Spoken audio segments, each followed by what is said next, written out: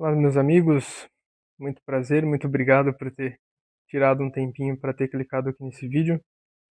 Bom, é um vídeo gravado um tanto de improviso, né? A qualidade do áudio certamente não é boa, da imagem tampouco, né? Tenho certeza que o meu celular teria uma imagem muito melhor do que esse computador aqui que eu estou usando para gravar, né? Mas de fato eu acho que é um momento muito apropriado para esse vídeo, né? Seja a qualidade que for, eu acho que é importantíssimo esse conteúdo que eu quero propor a cada um de nós. Bom, antes de tudo, queria falar um pouco sobre mim, né? Meu nome é Paulo, tenho 25 anos, sou um mero fiel leigo da igreja, de formação nada extraordinária, né? Sou um mero pecador como qualquer um outro.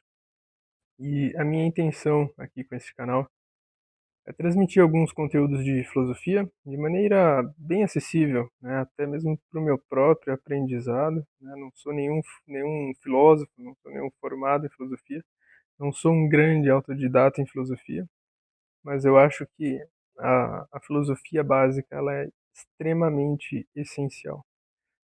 Mas como vocês podem perceber através do título desse vídeo, né, sou também um católico, né? E muito nos alegra a eleição do Santo Padre, o Papa Leão XIV, né, que desde já vem nos impressionando por sua postura, sua clareza, sua entrega, né, sua disposição para com o rebanho de Cristo.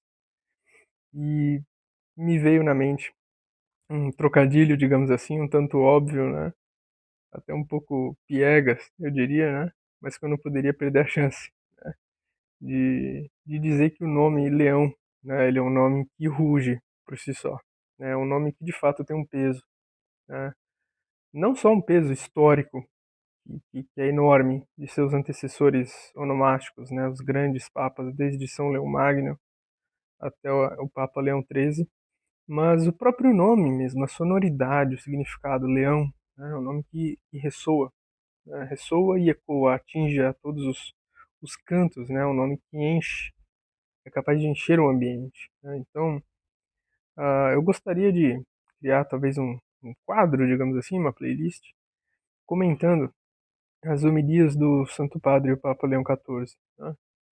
Eu acho que é importantíssimo para nós católicos resgatarmos este costume tão bonito de preservarmos as homilias, né, dos príncipes da Igreja e principalmente do Santo Padre, né? Não, obviamente não me comprometo de forma alguma que sejam todas, né, e tampouco em sua íntegra, mas ao menos as que mais me impressionarem ou as que mais forem importantes, eu acho fundamental que nós possamos compartilhar isso com o mundo, né, porque toda homilia, toda pregação apostólica é uma voz que clama, que grita, assim como São João Batista gritou no deserto.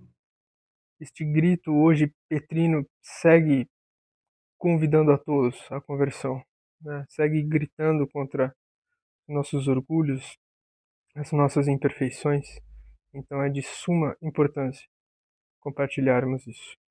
Bom, eu gostaria de começar aqui uma breve leitura da homilia do Santo Padre, a primeira homilia, né, dirigida ali mais imediatamente aos cardeais que o elegeram, né, os seus irmãos cardeais.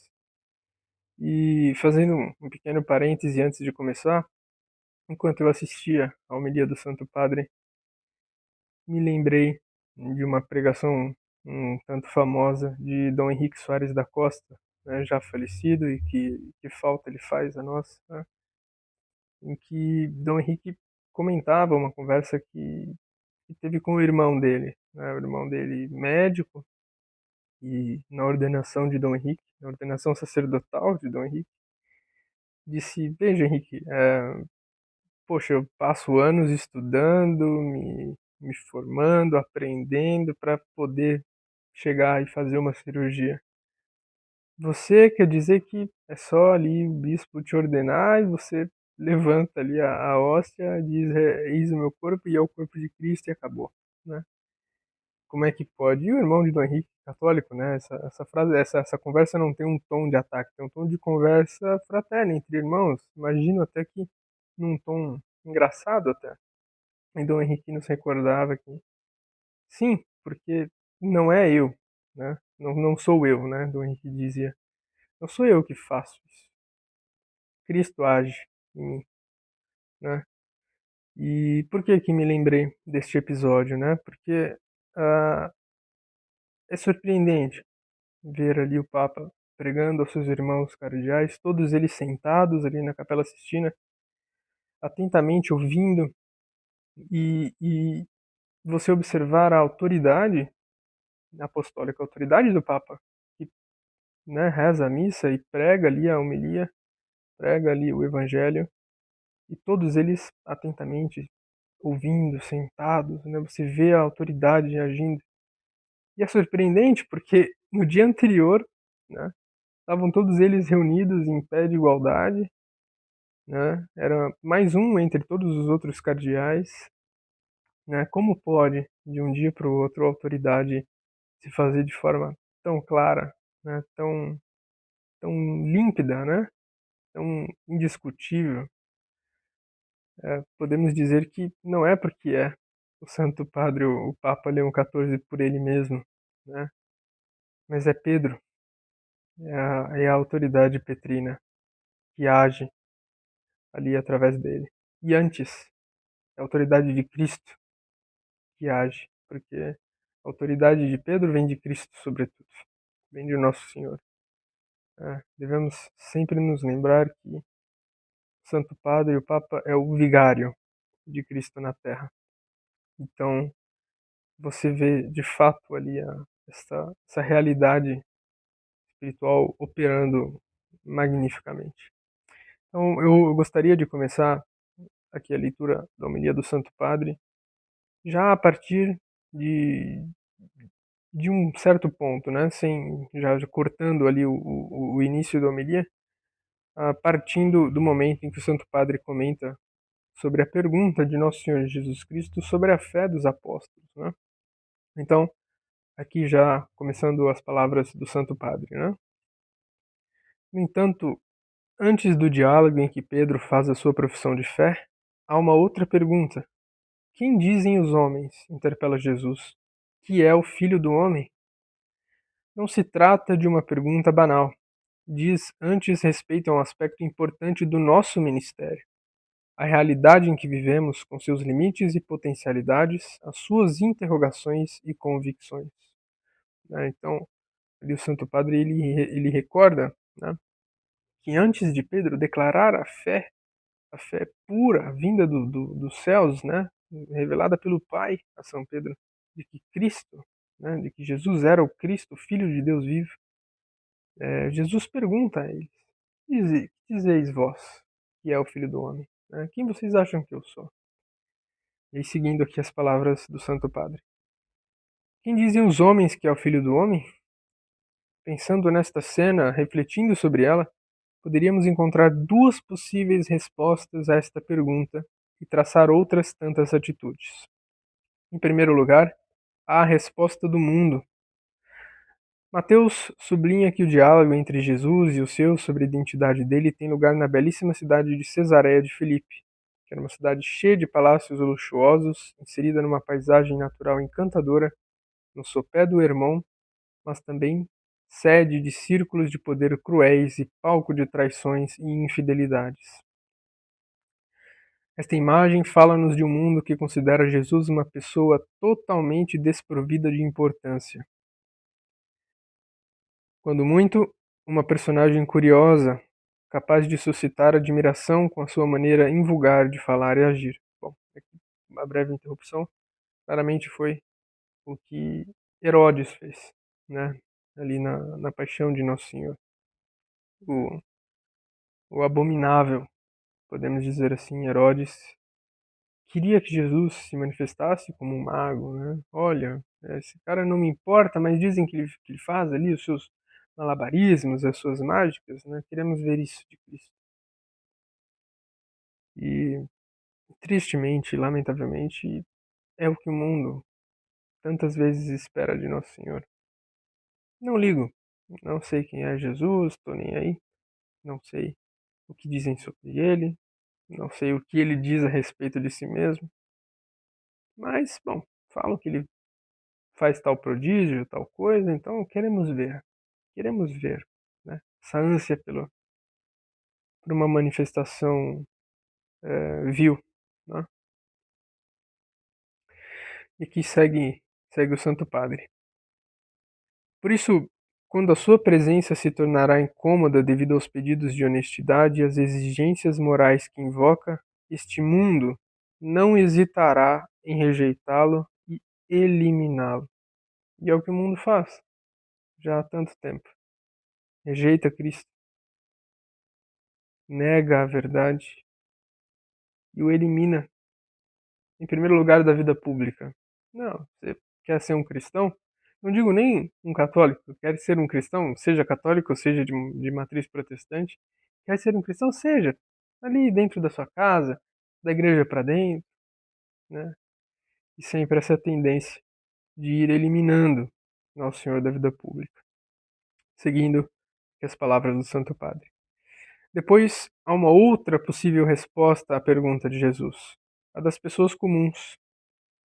Para elas, as pessoas comuns, o Nazareno não é um charlatão.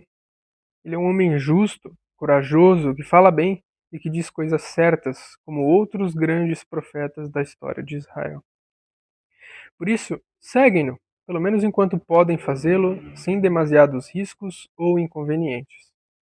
Porém, porque essas pessoas o consideram apenas um homem, no momento do perigo, durante a paixão, também elas o abandonam e vão embora, desiludidas.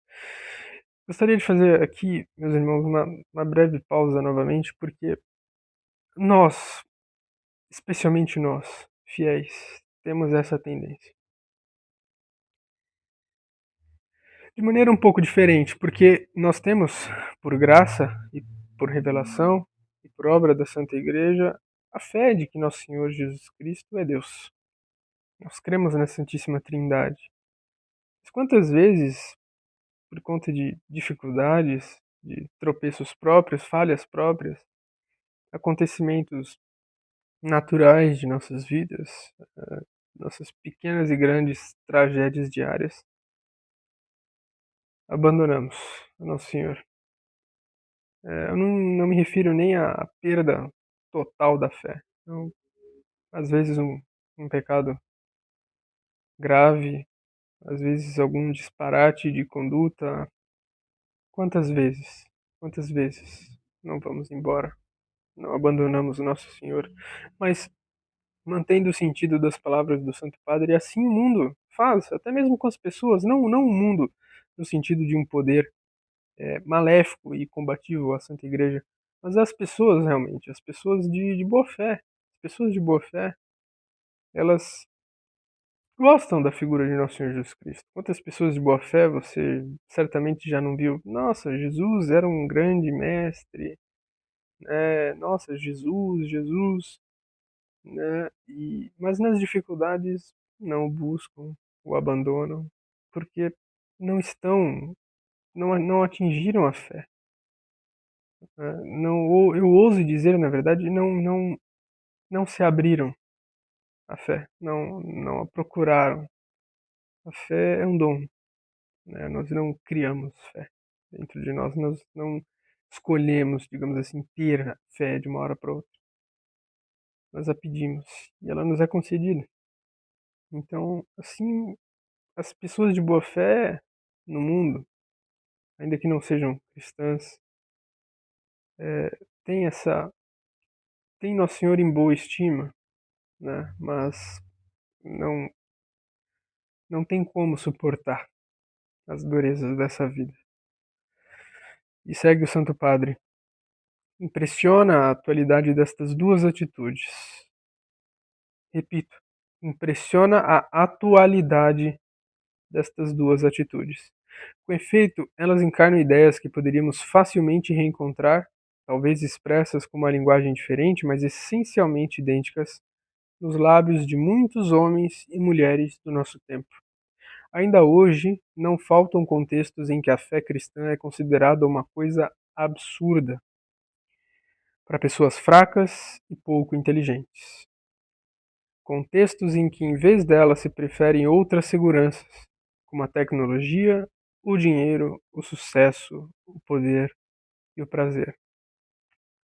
Este trecho tem sido muito divulgado e é de fato fenomenal. E eu tomo a liberdade de repetir porque realmente merece ênfase.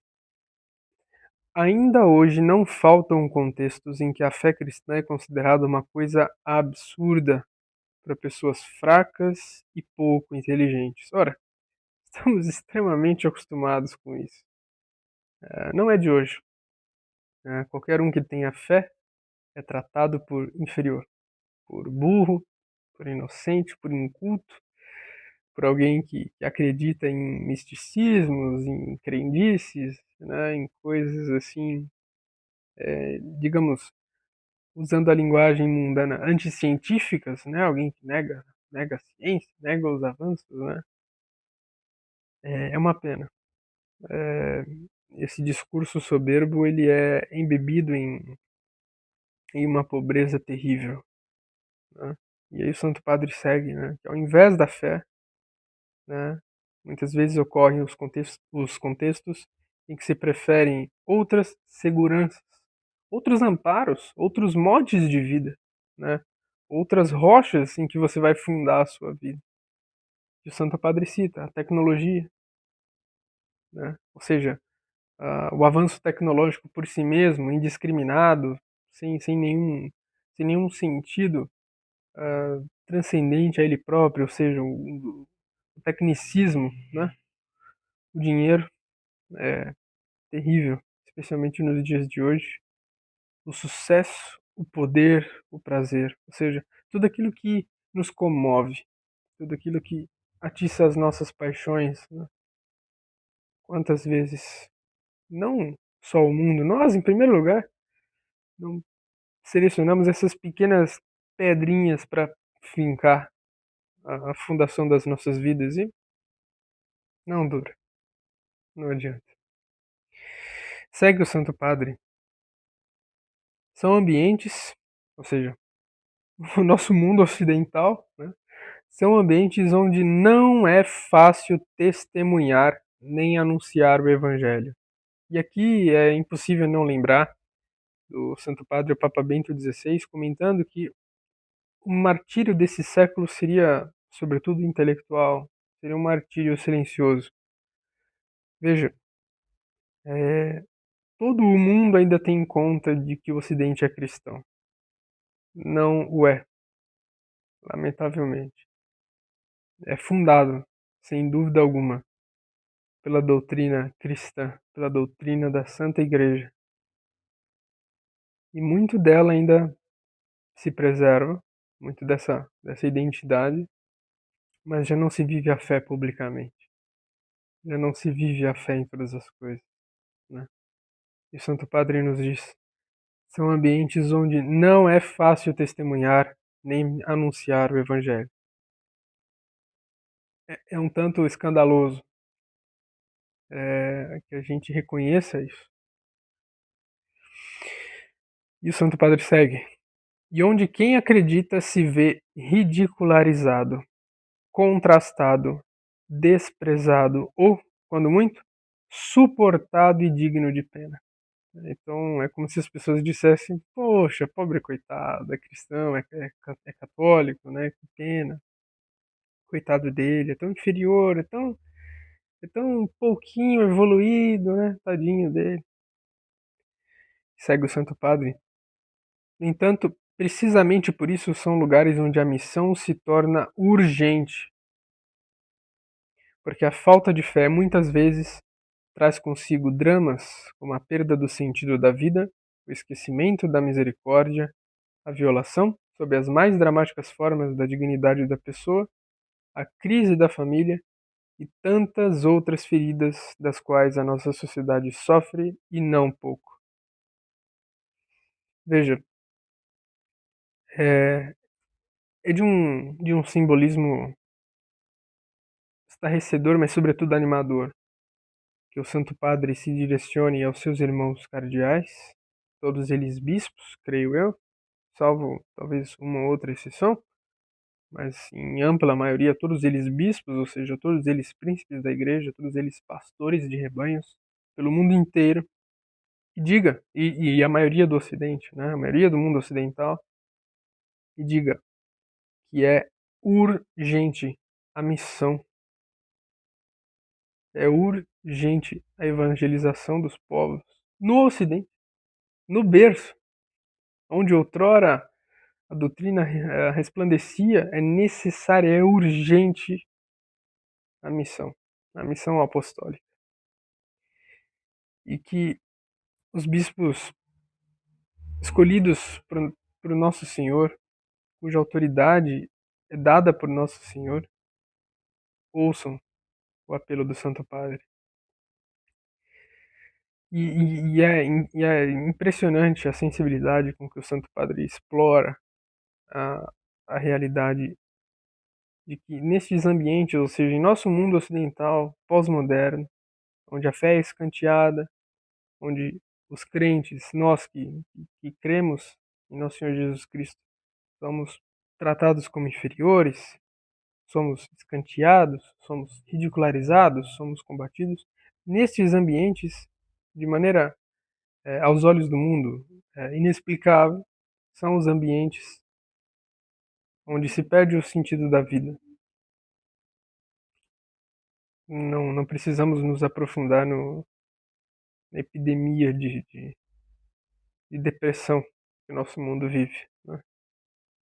O esquecimento da misericórdia. O mundo prega paz, prega compaixão, prega certa solidariedade, prega respeito, prega amor. É a palavra que mais gostam de usar nos nossos tempos. Amor.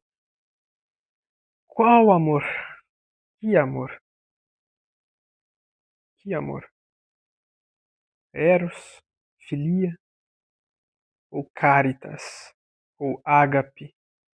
Que amor o mundo prega? Porque de fato o mundo na verdade se esquece da misericórdia. Nada é perdoável. Alguém que erra publicamente,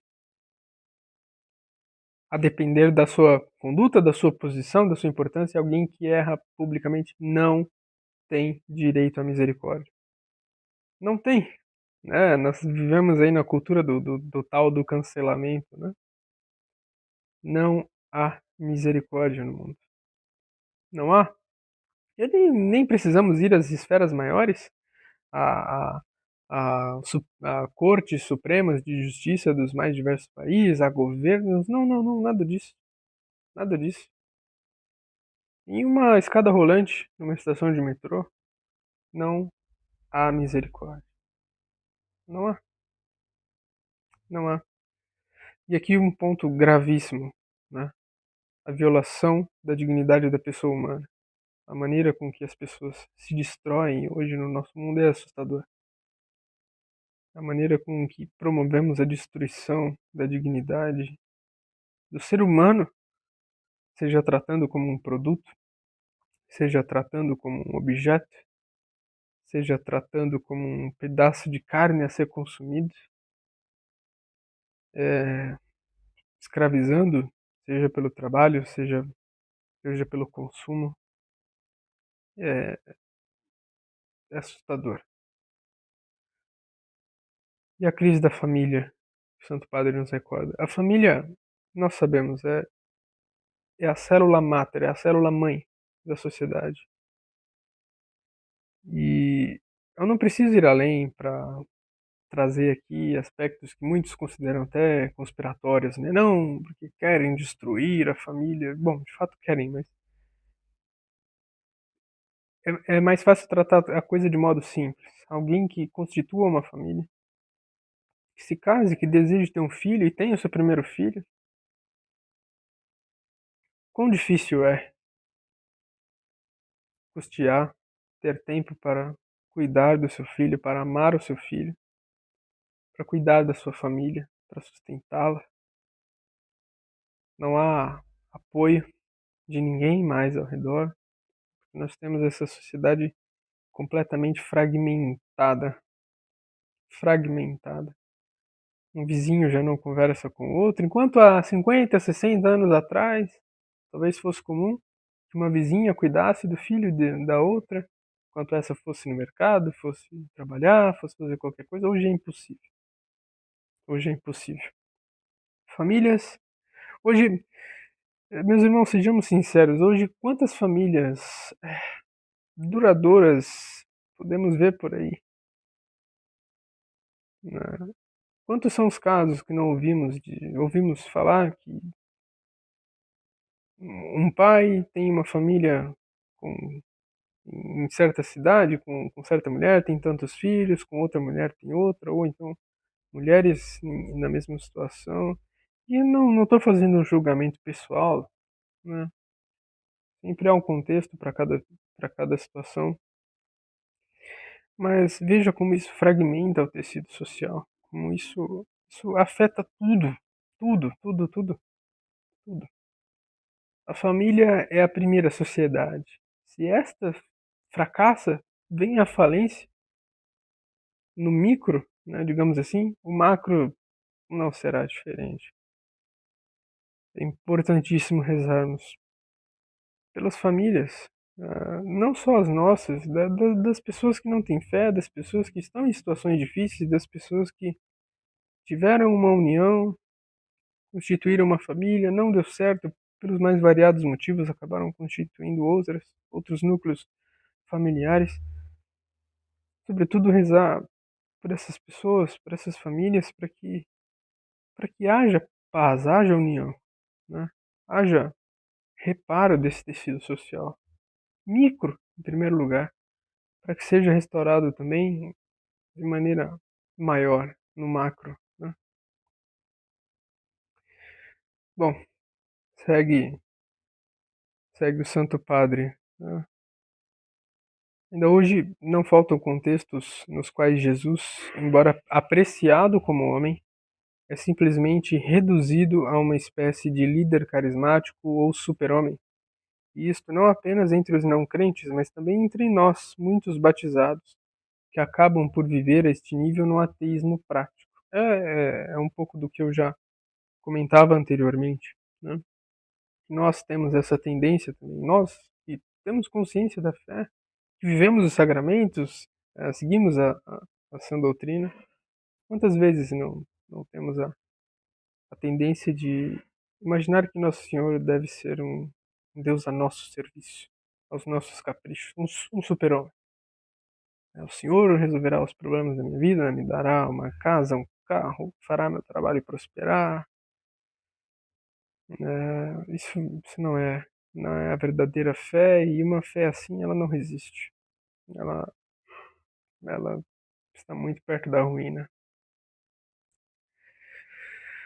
Bom, segue o Santo Padre, né, dizendo que este é o mundo que nos está confiado, ele dizendo aos seus irmãos cardeais, bispos, este é o mundo que nos está confiado e no qual, como tantas vezes nos ensinou o Papa Francisco, somos chamados a testemunhar a alegria da fé em Cristo Salvador.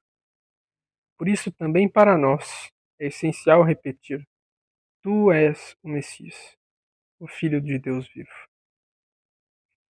É essencial fazê-lo, primeiramente na nossa relação pessoal com Ele, no empenho em percorrer um caminho cotidiano de conversão, mas depois também, como igreja, vivendo juntos a nossa pertença ao Senhor e levando a todos a sua boa nova, a todos o seu evangelho.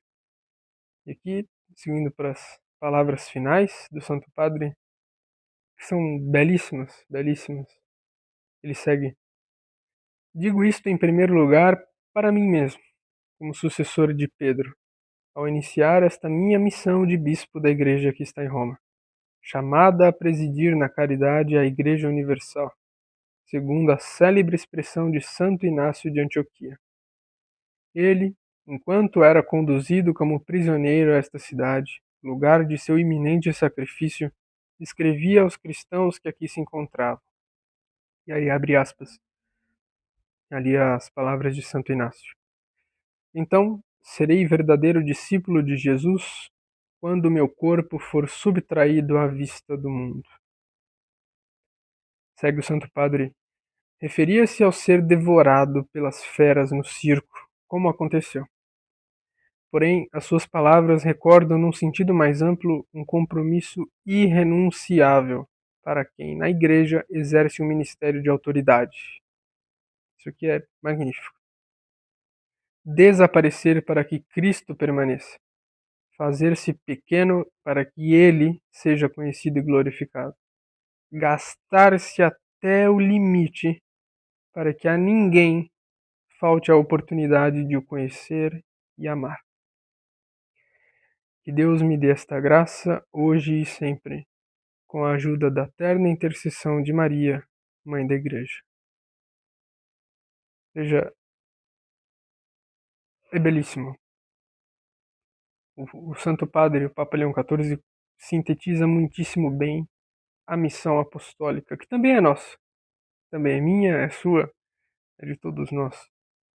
Gastar-se até o limite para que a ninguém falte a oportunidade de o conhecer e o amar. Veja, o vídeo já está muitíssimo longo, não era a minha intenção, não imaginei que fosse demorar tanto. Realmente fiz tudo aqui de improviso. Mas esta última palavra do Santo Padre, ela é fundamental. Porque se as pessoas que dizem odiar a igreja, dizem não gostar da igreja, ou, mais especificamente, dizem não gostar de Nosso Senhor, dizem odiar Nosso Senhor, o conhecessem,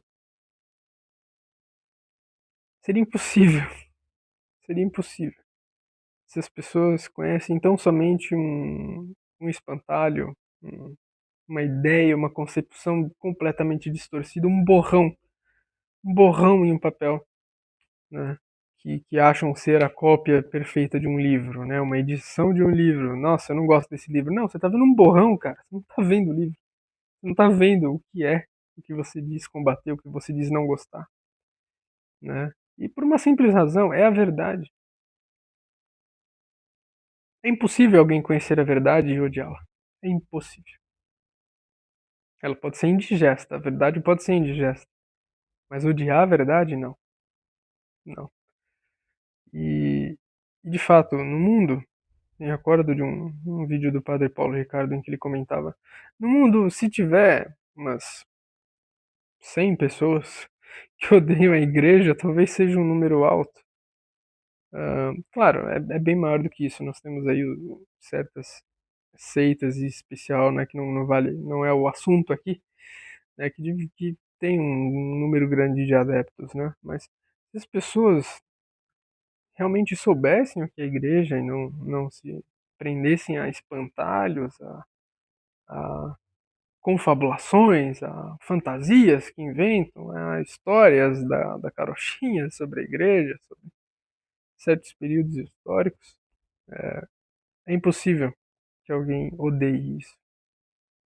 Então, gastar-se até o limite, e ouso dizer até mais do que o limite, até o fim, para que ninguém perca a oportunidade de o conhecer e o amar. Levar o Evangelho, levar o nosso Senhor Jesus Cristo a todos. Essa é a nossa missão, meus amigos. Não é só do Santo Padre, não é só dos cardeais da Santa Igreja, não é só dos bispos, não é só dos sacerdotes, não é só dos religiosos, não é só dos teólogos, não é só dos apologetas, não, não, não. Essa missão é nossa.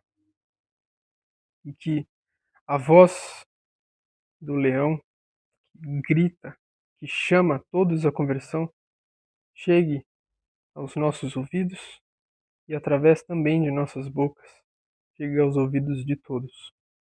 O Santo Padre recorda Santo Inácio de Antioquia, que por volta do ano 100, 110, ali depois de Cristo, foi morto, martirizado em Roma. Com certa coincidência, morto por feras, por leões, ali nas arenas pagãs, onde tantos cristãos foram mortos. E ali, por volta do ano 100, 110, Santo Inácio escreve celebremente: enquanto estava sendo levado a Roma para o seu martírio, o primeiro registro do nome católico. Católicos, universal. Santo Inácio escreve sobre a natureza da igreja, dizendo que aonde está o bispo, aí está a eclésia, a comunidade, a assembleia, né? Assim como onde está Cristo, aí está a Igreja Católica. É novamente de um simbolismo magnífico que o Santo Padre tem escolhido resgatar as palavras de Santo Inácio de Antioquia, assim como no seu primeiro pronunciamento na Praça de São Pedro, após a sua primeira aparição, fez questão, como não poderia ser diferente, né, de dar ênfase a Santo Agostinho.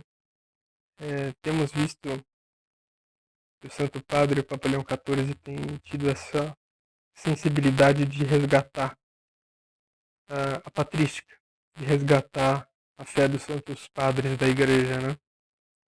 É animador, é magnífico e sem dúvida motivo de alegria, de muita esperança a todos nós. E bom, acho que para um primeiro vídeo mais de 35, 36 minutos é muito exagerado. Um vídeo feito de improviso, sem nenhuma solenidade. Cogitei até fazer alguma edição, mas não vou ter a competência para isso nesse momento. Gostarei assim mesmo. E novamente agradeço a cada um.